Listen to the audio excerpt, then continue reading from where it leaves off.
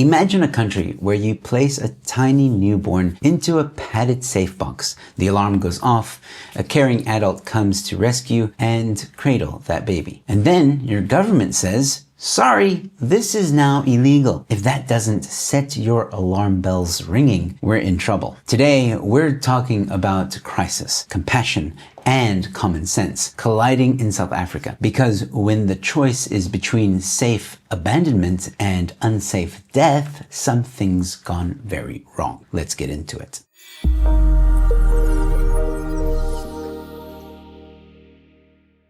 Hello ladies and gentlemen, welcome to Newsflash. I'm your host, Emilio. Thanks for tuning in. On Friday, the 24th of October, Baby Savers South Africa and a coalition of civil society organizations, child protection advocates, and concerned citizens protested at the Union buildings in Pretoria. They're opposing proposed amendments from the Gauteng Department of Social Development, or GDSD, to the Children's Act 38 of 2005 that would criminalize what has been a life-saving operation, monitored baby boxes, often called baby savers. These boxes allow a desperate mother to anonymously relinquish a newborn, triggering an alarm so the baby is rescued, rather than being dumped in a field or a toilet or a river or a rubbish bin. Comments on this bill closed today on the 25th of October 2025, hence the protest that happened yesterday. According to reports, for every baby found alive after abandonment in South Africa, 2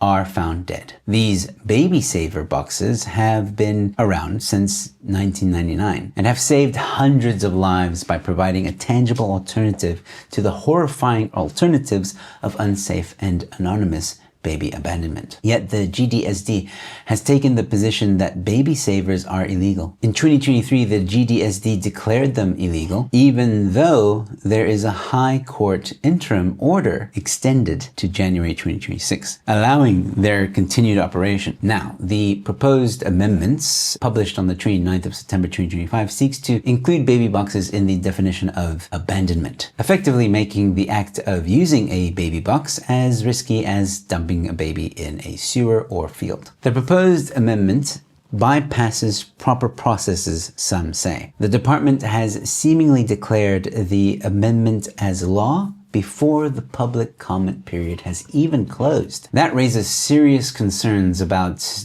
democratic processes, transparency, and rule of law. If one day you can make something illegal that has been legally and publicly operating for decades, what stops you from arbitrarily criminalizing something tomorrow? Curiouser and curiouser. Meanwhile, the real casualties are the most vulnerable. Newborns, desperate mothers, overwhelmed social systems. The government claims there are alternative safe relinquishment options via hospital, police, or social workers. But in reality, mothers are being denied help, told to go home and be a parent, or left with no meaningful alternative. If baby saver boxes are shut down, the evidence is that unsafe abandonment will increase and more babies will die. Child protection advocates warn this will cost lives. And let's talk honesty. A government that refuses to support safe baby surrender but wants to punish mothers and NGOs for giving those babies a chance is showing a failure of compassion, logic, and governance. It's an absolute disgrace,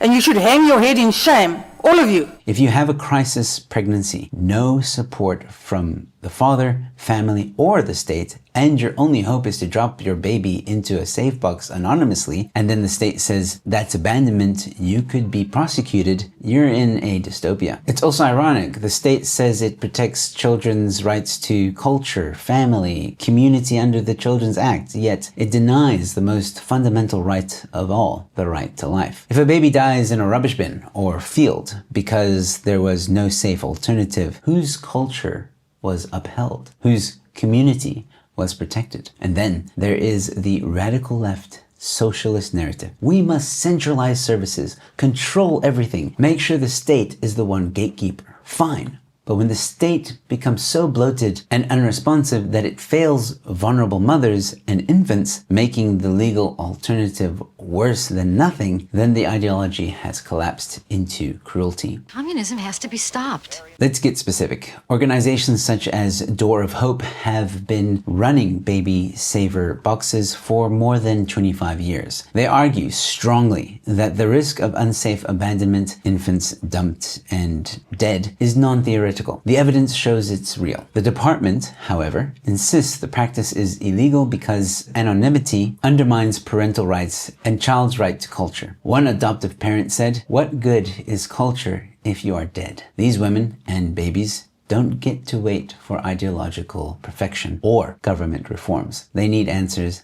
now. It's worth pointing out that other African countries have moved in a different direction. For example, Namibia implemented safe haven legislation in 2019, reducing unsafe abandonment significantly. In South Africa, we face hundreds of cases monthly of infants abandoned unsafely. If Namibia can do this, why can South Africa not protect its children while also protecting mothers in crisis? Public comments closed today, but if you want to comment, I left all those details in the description below on how to comment. So here's my final take. This is statesmanship, not politics. A society is judged by how it treats its weakest, its voiceless, its newborns, and mothers in desperation. If we criminalize the organizations that offer these lifelines, we aren't progressive, compassionate, or enlightened. We're cruel. The radical left loves to talk about equity, community care, social justice.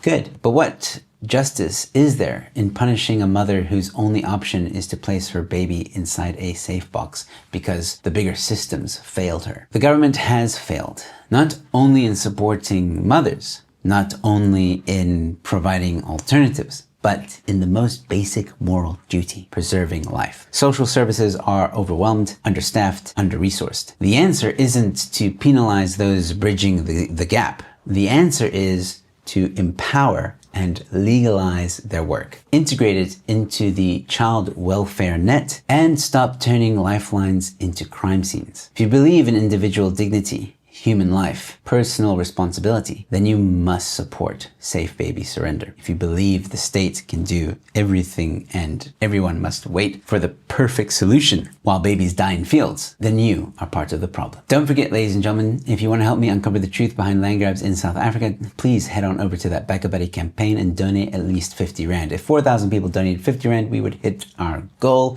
and production can begin. If you prefer to donate via EFT, those details are also in the pinned comment and description. Let me know what you think about all this, and don't forget to leave or send your comments through. Again, those details are in the description. Don't forget to leave a like, subscribe, follow, and share this video far and wide. I've got more content coming your way, and with all that being said, thanks for watching. Your Newsflash is in.